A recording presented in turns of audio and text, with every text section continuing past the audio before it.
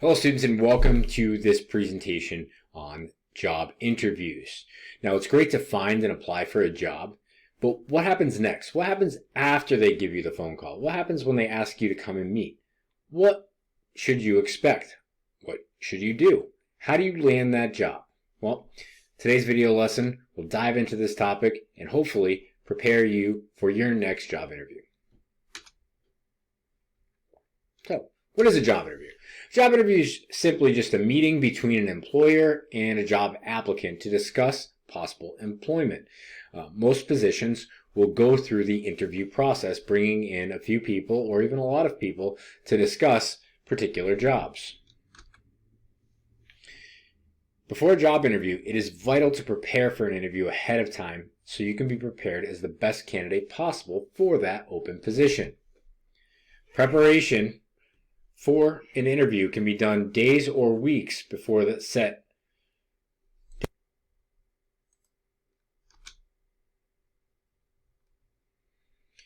Now let's talk about the actual interview. Well, there's some valuable pieces of information that will help you prepare as a person for an interview. The date, time, and location is paramount of importance. Okay? You need to know the length of the interview. How long it's going to take. Some can be 15 minutes, some can take up to an hour or even 2 hours. What's the travel or commute time to the interview? And how are you going to get there? Okay, so the process, and then how long? Because you do not want anything to get in the way of you being on time to look prepared for the job. You need to know the interviewer's full name and title. It shows respect and it shows that you've at least practiced for the interview, and it shows your appreciation of the interview to know their name at least. So all the above information that I just mentioned, all right, will allow any person, you in particular, to adequately budget your time and be a professional in the initial first conversation at your interview. Now, phone screening. What's phone screening? Now, oftentimes I've referred to phone screening as the phone interview. This is where people usually verify information. Well, most employers will perform a phone screen. This is a short first interview over the phone that invites you as a person to a formal in-person interview. Phone screens always verify application information and develop a sense of professionalism about the potential candidate. How you speak over the phone will say a lot about how that particular employer will view you when it comes to the interview. So my advice, be polite, use phone manners, yes sir, no sir, get names, be polite, ask questions, all right? Speak clearly, and then always ask the name of the person that is calling and thank them for their time and consideration. By doing that, right, it allows you to say who you spoke to, but it also gives the employer a sense of professionalism that you know how to handle yourself accordingly over the phone. So another thing that a lot of people do not want to do, but you should, is you need to do employer research. You need to look into that company. A lot of people will say, well, I did the research. I know how much it makes. I know, what the job skills are required. I know I want to work there. Well, there's more things that go into employer research, and we'll discuss those. So before an interview, just make an effort to have an understanding of the workplace, the environment, the culture, and the benefits that are offered. You don't want any surprises. Employer research will always give a person insight to help develop informed questions to be asked during the interview. Right? Remember, you want to ask questions during your interview to the employer. This will verify whether or not you actually want to work there should you be picked for the position. So learning about the employer will develop an understanding of whether the job is a good match for a person's skills, values, interests, and career goals.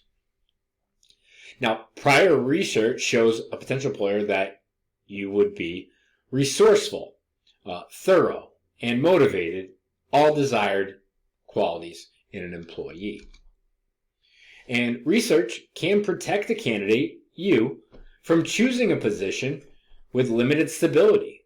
Who knows, maybe you're taking on a job that you could be let go in weeks' time. You could end up in a poor work environment. People are just negative. The culture is bad. They don't like their bosses or their supervisors, and it's negative. That might not be a situation that you want to put yourself into. And then low morale of employees. Talk to a few people that work there. Do they enjoy it there? Do they like it there? All right, get a sense of how the workplace works. Okay? Any negative should be a red flag in your mind on whether or not you would want to work at this potential employer. Now, interview questions. Now, these are both the questions that you're going to receive, but the questions you can ask.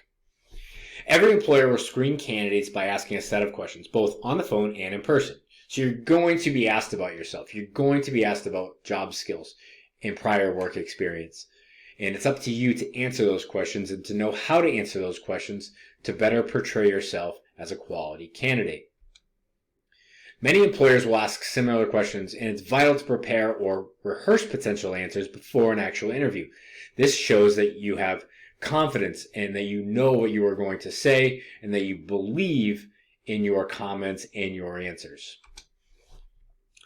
Now, remember, the questions are designed to understand a candidate's knowledge of the workplace and how an employee, all right, the person, how they can improve an employer's success. You are being brought in to improve a workplace, to provide a service. They want to make sure that you can help in that success. And if an employer feels that the person, you, are not going to be as successful as someone else, they will go with that candidate. It is your job to be as prepared as possible to prove that you are the best candidate to lead in that success. So, what are some example interview questions? Employers will ask questions like, what are your career goals? Do you just want this position and be there for a long time? Or are you looking to move up? What do you think? Why do you think you're right for the position, the job? What are your greatest strengths as a person, as a worker?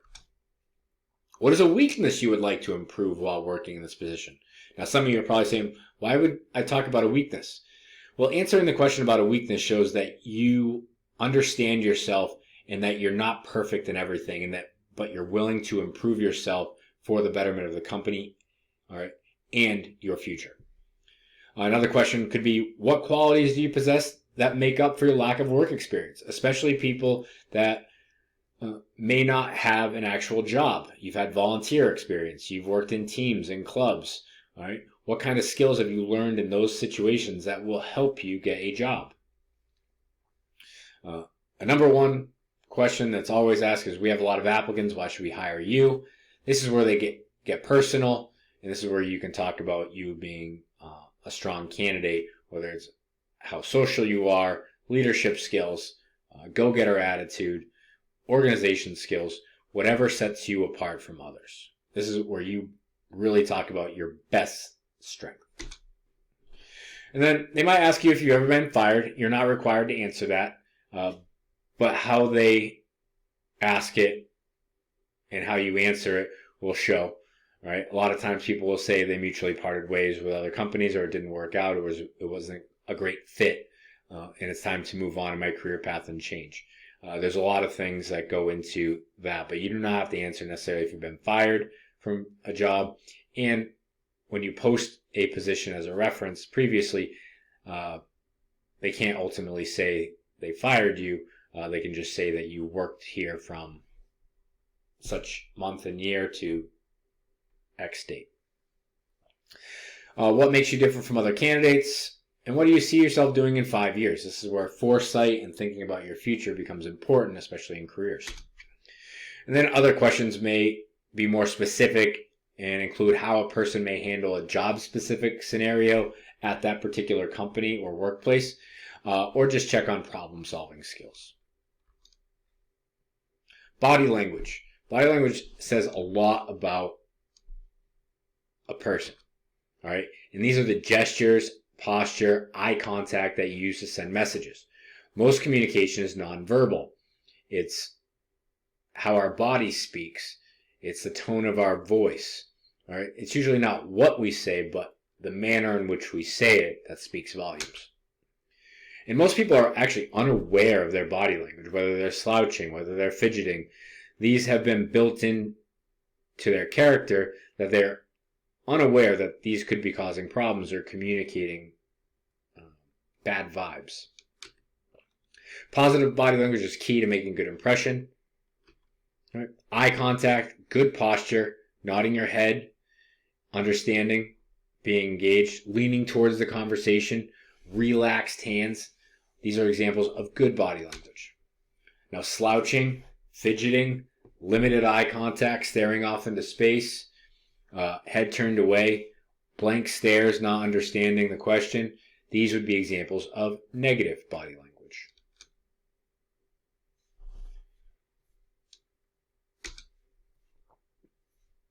Now, before you go on an interview, you should always practice and get feedback.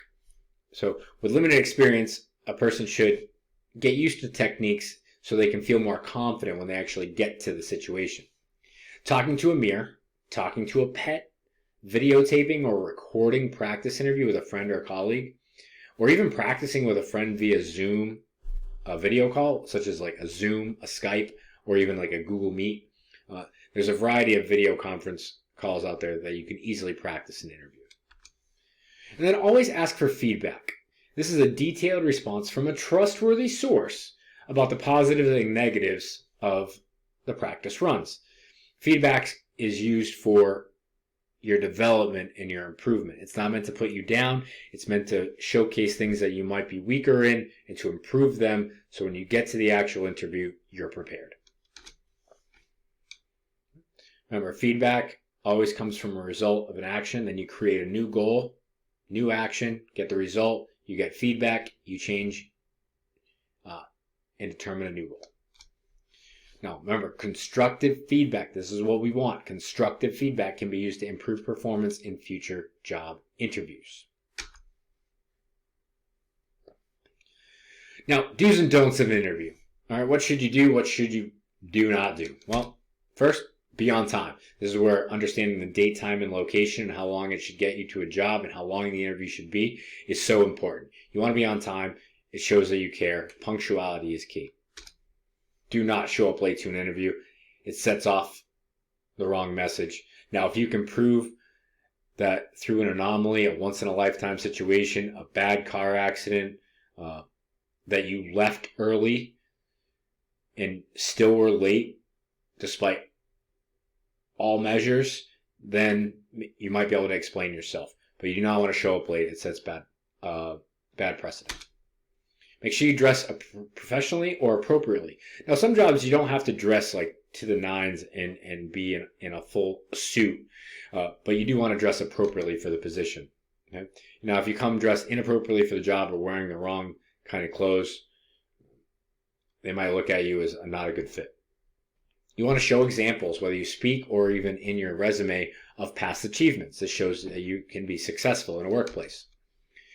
Never speak inappropriately. Don't use swear words or slang or racial terminology that can really turn off an employer. You want to prove that you've done the research about the employer and its work environment. This gets brought up in conversation. Never make excuses for past behaviors or talk about your personal life unless it's something you're willing to share. These are not things that your employer wants to know because this could impact your job performance.